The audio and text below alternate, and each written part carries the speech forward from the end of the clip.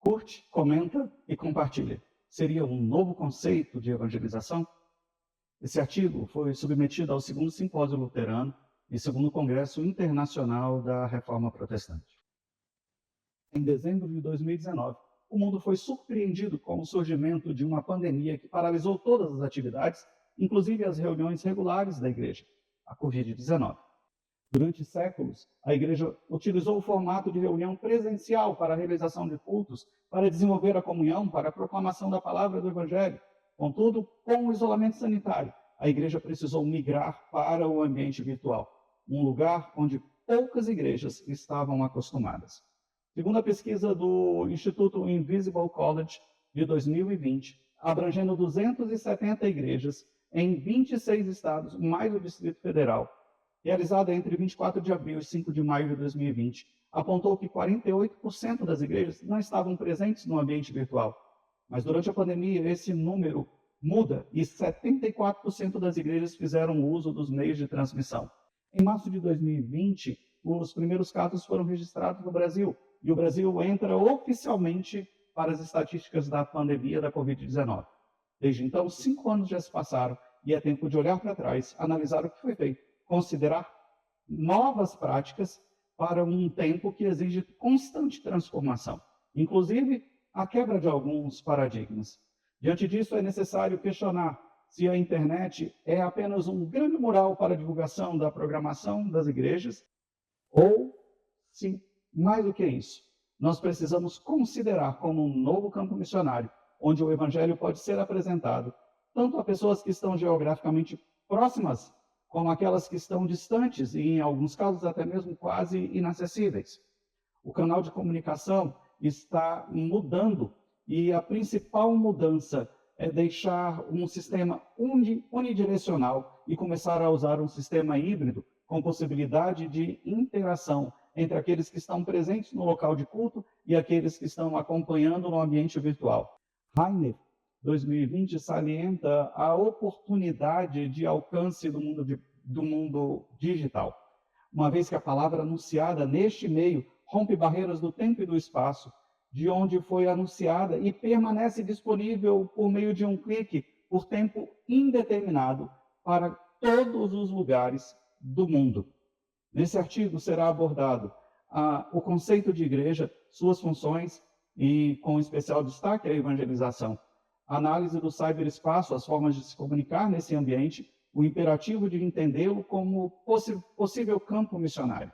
E, por fim, serão apresentadas reflexões sobre o impacto das novas tecnologias na estrutura eclesiástica e sobre o processo de adoção dessa nova ferramenta. Assim começamos o nosso primeiro capítulo, a igreja no cyberespaço. A primeira e principal função da igreja para Millard é a evangelização. Mateus capítulo 28, 19 e 20 e Marcos 16, 15 registram Jesus um pouco antes da ascensão dos céus, orientando os discípulos a testemunharem as boas novas, a fazerem novos discípulos desde Jerusalém até os limites do mundo, ensinando-os a observar os princípios e orienta-os a batizar os novos convertidos em nome do Pai, do Filho e do Espírito Santo. Inicialmente, os discípulos e apóstolos seguiram essa orientação e utilizaram a mesma estratégia de Jesus. Eles anunciaram a palavra em locais de grande concentração, como praças, sinagogas, centros urbanos, locais para onde as pessoas naturalmente afluíam para suas atividades. Hoje, poderíamos considerar também locais como hotéis, shopping centers e, mais recentemente, o cyberespaço, local descrito por Mustaro, 2012, como um lugar composto por diferentes grupos, com diferentes costumes e diferentes formas de se comunicar. Alguns desses grupos com características mais restritas de difícil acesso, enquanto outros são mais abertos ao diálogo, mais abertos à recepção do Evangelho. Ao longo da história, a igreja utilizou todos os recursos disponíveis para cumprir a missão. Ela promoveu a alfabetização quando poucos sabiam ler. Ela usou vitrais das igrejas góticas para ensinar princípios bíblicos e construir e contribuir para uma educação, de acordo com Marcos 2019. Costa, 2020, ainda acrescenta que o processo de evangelização tem acompanhado essas novas tecnologias, como é o caso da imprensa, que permitiu a ampla distribuição de Bíblias, do rádio e, posteriormente, da televisão, que possibilitaram o anúncio da mensagem para as massas. A sociedade nos está passando por um processo contínuo de transformação.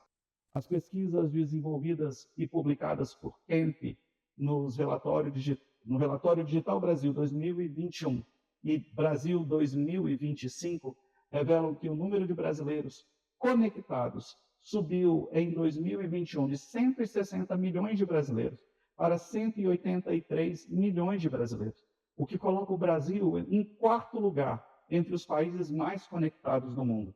A pesquisa aponta ainda que o brasileiro fica em média 9 horas e 32 minutos em ambiente virtual e em telas, e cerca de 4 horas por dia exclusivamente em redes sociais como Facebook, Instagram, TikTok, YouTube. Mesmo que inicialmente as igrejas não tenham usado o ambiente virtual da forma correta, olhando ele apenas como um mural de comunicações, hoje esse mesmo ambiente é usado para relacionamento e para criar vínculos, para questionar e encontrar respostas, para divergir, para divertir, para desenvolver-se intelectualmente. Os desafios estão postos e eles são muito grandes. Saber que o ciberespaço precisa ser visto como um novo campo missionário não é o bastante. É preciso agir ao identificar, capacitar e enviar aqueles que estão sendo vocacionados para essa missão. Felizmente, há muitas pessoas capazes dentro das nossas igrejas que conhecem o caminho, a cultura, como usar, a forma melhor, as ferramentas e as possibilidades de fazer missões nesse novo campo. Segundo o Coutinho 2008, o missionário tradicional é aquele que se desloca do seu ambiente social, cultural e geográfico para anunciar a palavra em outro lugar. Com a chegada da internet, as barreiras geográficas e linguísticas foram superadas e a atitude ativa associada ao id passou a ser substituída pelo vind, inicialmente entendida apenas como algo passivo. Contudo, é preciso considerar que a atuação missionária no ciberespaço demanda uma postura ativa e estratégica e não pode ser vista apenas como algo passivo, natural e sem planejamento. A inserção nesse novo ambiente requer planejamento detalhado, organização eficiente, compromisso, regularidade e pesquisa aprofundada sobre a linguagem e cultura de cada povo, tribo ou nação a ser alcançada. É necessário, então, domínio de diversas áreas: a comunicação, a forma adequada de se comunicar, a definição de conteúdos, a gestão do tempo, a exposição. Além disso, é fundamental possuir conhecimentos básicos em missões, edição digital de imagens e vídeos, informática, entre outros campos relacionados, sendo inclusive possível encarar esse novo campo como uma especialização para a formação missionária dessa nova época. É importante ressaltar que a simples disponibilização de vídeos e cultos e estudos online já não é suficiente. Esses recursos tendem a atrair principalmente públicos convertidos, não os que precisam ser alcançados pelo Evangelho.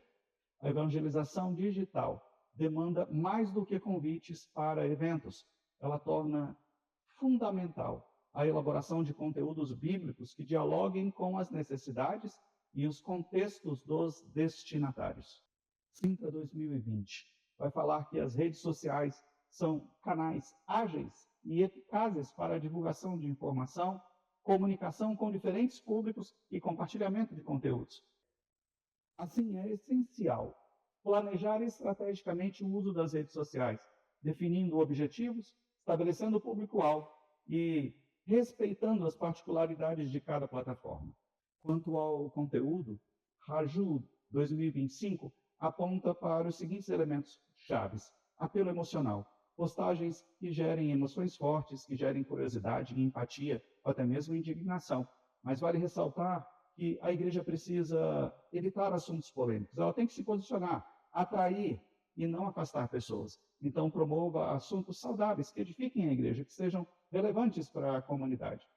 É preciso também considerar cada que cada rede social possui um segmento. Instagram, TikTok voltam-se para públicos mais jovens e o público mais adulto tem crescido entre usuários do Facebook. Aplicativos como WhatsApp e Telegram, por sua vez, promovem uma comunicação mais direta e são ótimas ferramentas para a comunicação interna da igreja. Quanto ao tempo de duração, Amaral 2019 afirma que a mensagem deve apresentar conteúdo consistente e ser transmitida de forma objetiva, sem artificialidade, sem ser prolixo nem superficial. O autor observa que, embora a média dos vídeos para o YouTube seja de 15 minutos, o tempo ideal é de 2. No Instagram, a média é de 10 minutos, mas os vídeos que têm mais engajamento são de até 1 minuto. No Facebook, o algoritmo favorece vídeos com cerca de 45 segundos. Segundo Machado, 2020, é relevante que haja um ministério de comunicação bem estruturado na igreja. É necessário estabelecer se esse ministério vai atuar com voluntários ou com profissionais contratados. Determinar os canais de comunicação a serem usados, sites, redes sociais, rádio, TV ou material impresso. Com base nessas informações, é possível organizar a composição do ministério, incluir fotógrafos, operadores de câmeras, editores de vídeos, redatores e responsáveis pelas redes sociais. Por fim, Adam destaca a relevância de compreender que não existe mais uma distinção entre o real e o virtual. O que há é uma simbiose orgânica, indissolúvel. Ele adverte que permanecer exclusivamente em um formato analógico, desconsiderando toda a evolução, pode conduzir a igreja à extinção e ao esquecimento. No início da pandemia, uma das principais questões levantadas era se o formato virtual para a igreja havia vindo para ficar. A igreja tem evoluído para um formato em que o culto presencial, a transmissão online e os posts de divulgação passaram a ser complementares, de modo que o uso da tecnologia está permitindo a participação daqueles que estavam impedidos de estar juntos presencialmente, mas eles estão juntos, podendo participar, orando, lendo a palavra, trazendo uma reflexão em determinados momentos do culto. Nós vivemos em uma sociedade em transformação, o que nos proporciona uma oportunidade de evoluir e adaptar as nossas práticas. A próxima geração está crescendo em meio a todas essas inovações tecnológicas e elas podem enfrentar os desafios ao se deparar com aulas baseadas apenas em exposições orais ou em atividades sem uso de recursos audiovisuais. Por outro lado, essa mesma geração tende a demonstrar grande facilidade na utilização de ferramentas como realidade aumentada, realidade virtual, aulas síncronas e experiências interativas, seja em ambientes educacionais ou religiosos. Embora ainda possamos enfrentar limitações quanto aos recursos disponíveis e aos custos elevados, é possível que as próximas gerações identifiquem soluções tecnológicas simples, como o uso de dispositivos móveis conectados à internet para transmitir os cultos a um público mais amplo. Diante desse cenário, torna-se fundamental preparar a nova geração para assumir a responsabilidade, evitando que nos tornemos obstáculos à adoção de novas tecnologias. É importante capacitá-los para avançar sem renunciar aos princípios e valores bíblicos, estimulando-os a viver a sua fé em diferentes contextos. Vale ressaltar que a reflexão sobre como formar missionários virtuais nesses ambientes em constante transformação permanece relevante e merece um maior aprofundamento em pesquisas futuras.